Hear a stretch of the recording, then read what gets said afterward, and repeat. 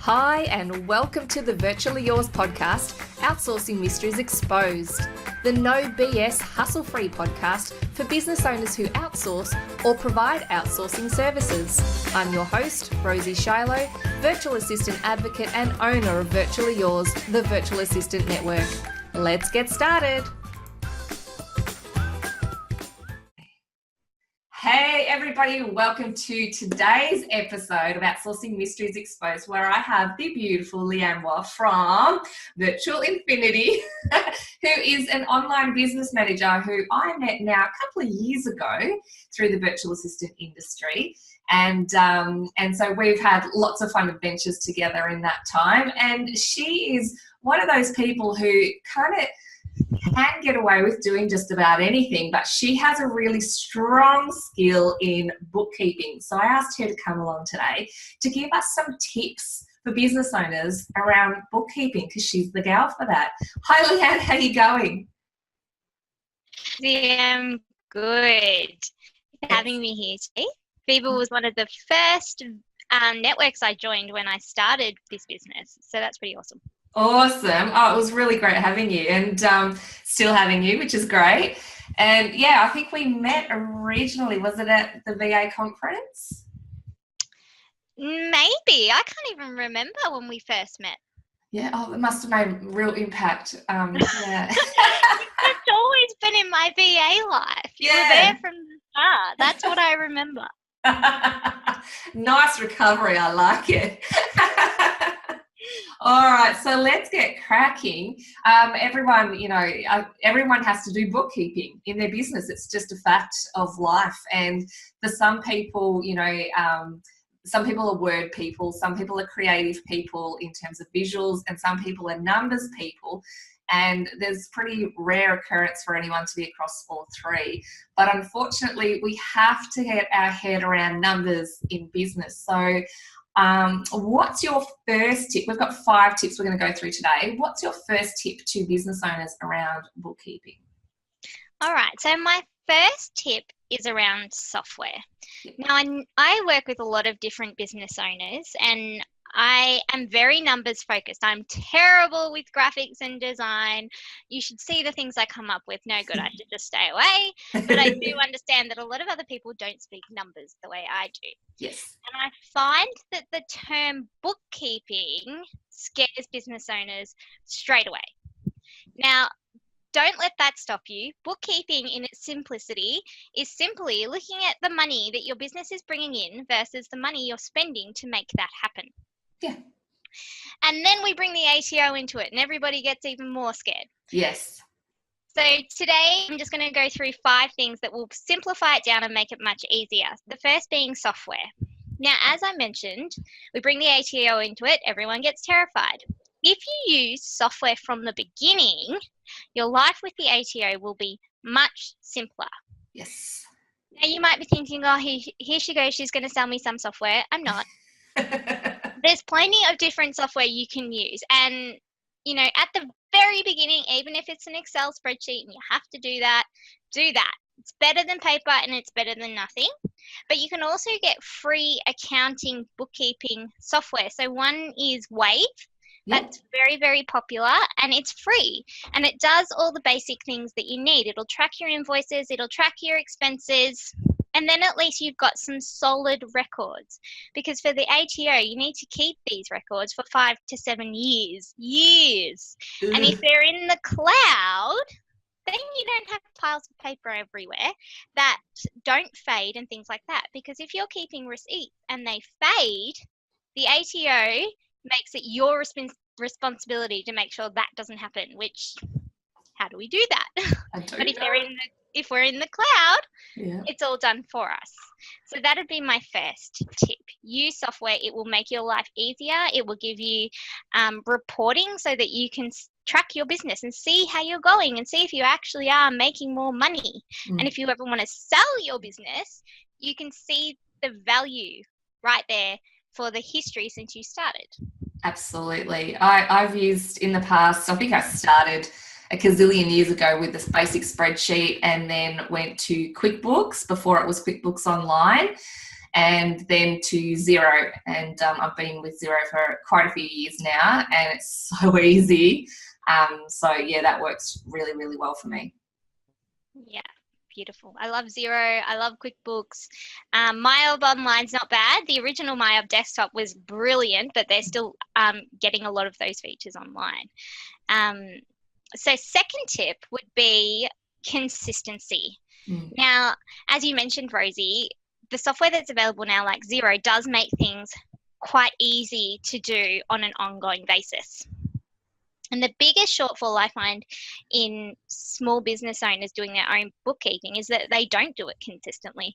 They wait until the end of 3 months, or they wait until the end of a year, and then they go, oh, I better do something about that. And by then, really, it's too late, just based on how far back your brain can remember. And now sometimes, even if I look 2 weeks back, I can't remember what that expense was for, or what I spent that money on, or who this money came from. Yep. So my biggest tip is to be consistent. Spend even 20 minutes just putting things in your software, just accepting transactions, or however you have it set up, because it's going to make it so much smoother in the long run. And all these different softwares have apps now.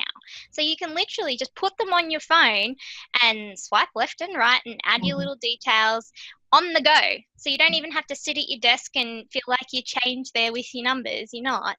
And if you can do this, even if there's the odd transactions that you miss, at least majority is done, and you're not left with a massive pile that you can then get very stressed about. Yeah, absolutely. And one of the things that I love with using Xero, and as we said, if you've got 20 minutes a week, just, chip away at it and you can stay on top of it, is that with Xero, it can remember the repeat stuff as well. So you're just going, okay, and finding those, which I love, because I don't want to have to keep on, filling out all the details. And I can do that on my mobile phone if I'm, if I'm at swim class or something, and and I'm going to be a bad parent and not look at my children, learning how to survive. Just a little example. I could just sit there. Actually, it's so easy. I could watch them and do it at the same time, which is really cool. Yeah, it's brilliant. I do it sometimes when I'm in the supermarket, standing in the queue, waiting for people. Wow. Yeah. That's brilliant. Because if you're only dealing with, say, even today, there's only going to be like 5 transactions there. And it's done.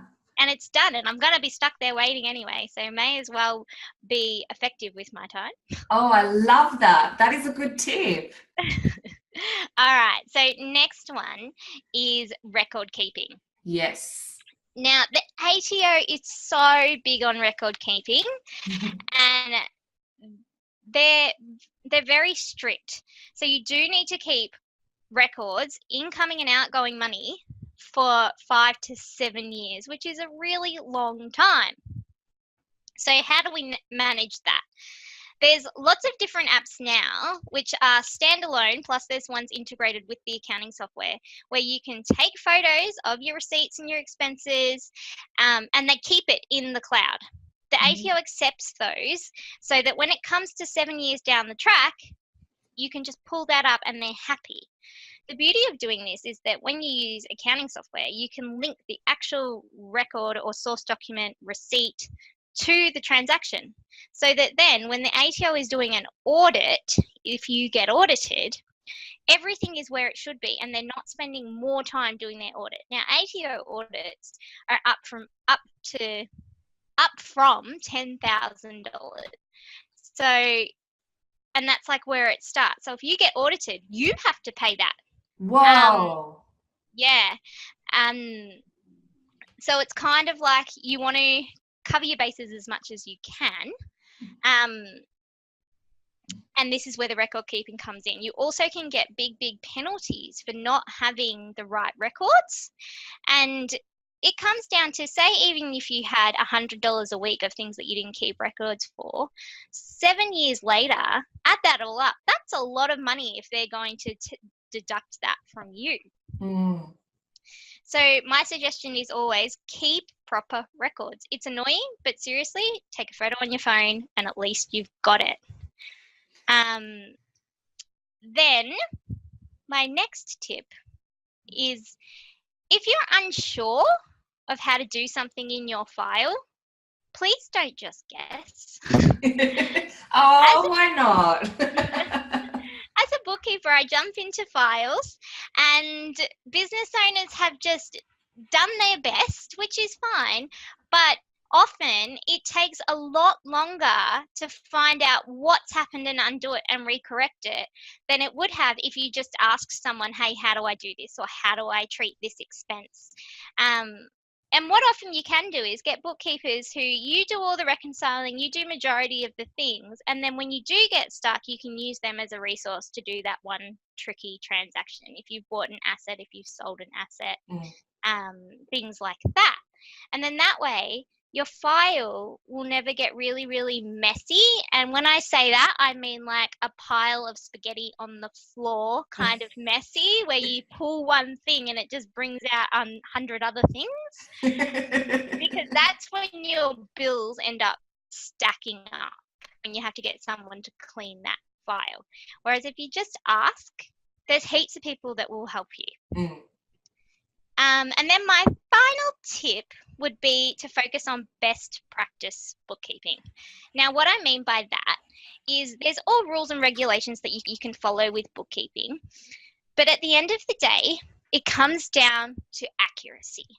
If you can be as accurate as possible with your data, your receipts, your money in, then you will be following best practice. In general, it's showing a legitimate trail of what's happened.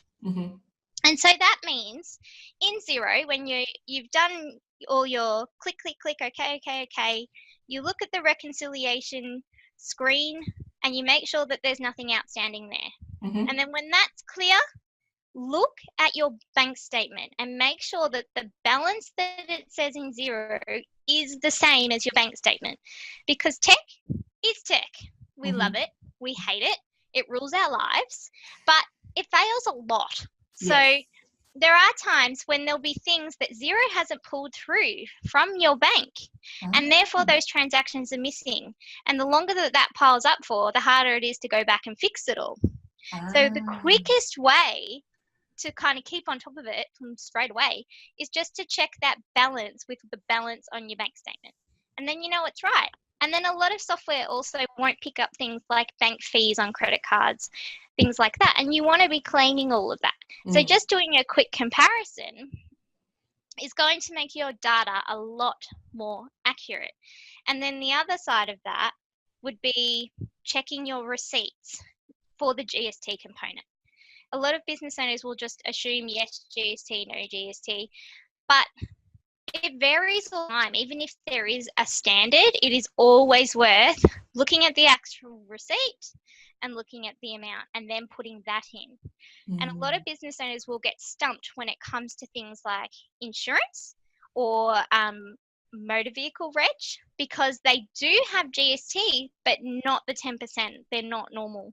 So you have to have a look at the actual documents you've been given to find out what the GST component is, because it won't be the 10%. And then at the end of the day, that's on you. If you ever get crap. That's on you. So it's worth just looking at the finer detail and trying to give an accurate picture of what has happened. Wow, I did not know those differences. I do have a bookkeeper, and he assures me that he tidies up the best practice effort that I put in. I had no idea that was a different GST figure for some things. That's crazy. Yeah, it's because the government says that, okay, there's certain things that you don't have to charge GST for. Yeah. So some insurance policies and things like that won't have the GST because the government has said, yep, that can be GST free, but there'll still be GST on the fee they charge you for organising it all. So, yeah, it's all wonderful, and these are the things you pick up as you go. It certainly keeps people in jobs. And not me.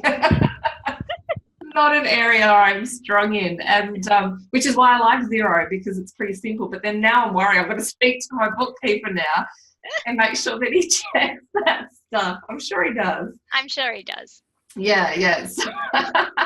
Bloody hell. Oh, that's amazing. I can't believe in that short amount of time. I've been writing little notes here and stuff like that. And it's funny because it's so easy to just want to ignore your bookkeeping. Yes. Yeah, and you probably can't relate to it, but you've seen it. Like, oh no, I get it. I'm the same when it comes to mine. I'll do other people's books and have it all scheduled, and it's wonderful. And then it comes to mine, like, I'm gonna have to sit and do that. Oh, so that's I understand the pain. I did not think that would be how it worked. That is so funny. Because although, you know, with other stuff, like if you're a web developer, your own website's always crappy. You know, it's a whole, you know, cobbler's children are never shod kind of thing. But I have to admit, with bookkeepers, I always just kind of figured that they would be like, yeah, do my books. Because at the end of the day, you'd always rather be spending your time doing something you want to do versus something you have to do. That's right. And you do have to do it. And of course, no one's paying you to do it. So, you know, that takes a bit of the shine off. Yeah. These are really... Because it's you. Sorry? You put yourself last. And because it's your own thing, you generally put yourself last. So you'll do everyone else's and make sure everything else is on track, and then yours is left. And by the time you're done, you're tired. You've done everyone else's. Exactly. Yeah, it does gets put to the bottom of the pile. We all do it. So do bookkeepers often outsource their own bookkeeping? They do. It's actually a bit of a movement in the bookkeeping industry at the moment, and it's because bookkeepers tend to get bogged down in the nitty-gritty of things, so they stop running their business like it's a business. They're too busy in all the detail. So then it's in an effort to get bookkeepers to start looking at their business as a whole versus each tiny little thing. So you get someone else to do your bookkeeping because that you should outsource. Yeah. Something you should do. And even your bookkeeping. Absolutely. You know, every time I do a podcast or anything, I'm always referring to this sign, which is currently down because I'm just about to move all my furniture around. Leanne is the person who got me this. She got this made for me. This woman right here. And it's because that's exactly right. You've got to practice what you preach and just get other people to do it. If it's just not, you know, if it's too hard and if it's your own stuff, sometimes with our websites and our design stuff, we were very rarely able to do our own. With Webtastic Designs, we could not come up with branding to save ourselves. Yeah. And we had to outsource that because it was terrible. We just could not. Yeah. So when people say to me, I'm having trouble creating my own logo, I'm like, well, no wonder. You can't. You're too close to it. Yeah. You need to be out. Yeah, exactly. So they are fantastic tips. I've got one question for you. In terms of receipts, this is me trying to, you know, save myself. Because I, you know, as far as the ATO is concerned, I'm fantastic at this, but let's assume that I'm not for a second. Hypothetically, I mean, wouldn't all of if you're doing everything through your bank and you're not doing cash stuff, wouldn't your bank statements be evidence? No. No. So there is a level where the ATO will say, okay, any transaction under this amount, if you don't have a receipt for it, but a record of what it was that you paid for and, you know, you have a good understanding, it's okay. And that's around the $80 mark. But that changes all the time, so don't hold me to that. But your bank statement only it doesn't have enough information on it. So it'd be good if they put more on it, even just to help us with figuring out what the hell's going on. It would. But yeah, the ATO had strict guidelines on this. There's 7 different things that a receipt or an invoice has to have. Mm-hmm. And that's what they want to see when they do an audit. Yeah. So, and you're like, just off the bat, your bank statement isn't going to have the ABN of the person who gave you spent your money with. Mm-hmm. And that's one of the requirements. So that's why you can't just use your bank statement. Right. Now, I've also heard you can get audit insurance, can't you? And it would be a smart move to do so because, as you said, it starts at $10,000. So they knock on your door and go, we're going to audit you. Here's a bill for at least $10,000. Is that right? Yep. Whoa. Yep. And yes, insurance companies do offer audit insurance. So I'd look into that. Yeah, I can't remember if we've got it or not. I know we've discussed it. I'm pretty sure we did. because our bookkeeper and our insurance guy were like, yeah, you want to just make sure that you don't stress out about that if that happens. Yeah. So, because it's going to be stressful enough anyway, the process, you don't want to worry about the bill as well. Yeah, and the whole thing is that's, the minimum. That's if everything is fine. If anything is messy, you just add more. Oh, you know what that makes me think of? Dodgeball. You know the movie Dodgeball? Have you seen that? Yeah. Where she opens up the cupboard and it's just full of receipts. Yes. Yeah, and then so she's got to sit there and go through all that. Imagine the bill he would have got. They didn't try and get money to cover her bill. No, they didn't factor that into the storyline. No. Or maybe they did. I don't know. I'm going to have to watch it again now. Brush up on your dodgeball skills. Yes. If you can dodge a wrench, you can dodge a ball. All right. They are really great tips, and I'm going to be sharing this podcast far and wide because they are, it's keep it simple, but stay on top of those 5 things and you'll be right. I think that's really fantastic advice. Beautiful. Awesome. Thanks so much for having me, Rosie. Thanks for being here today, Leanne. I hope you have a fantastic afternoon. You too. Bye. Bye.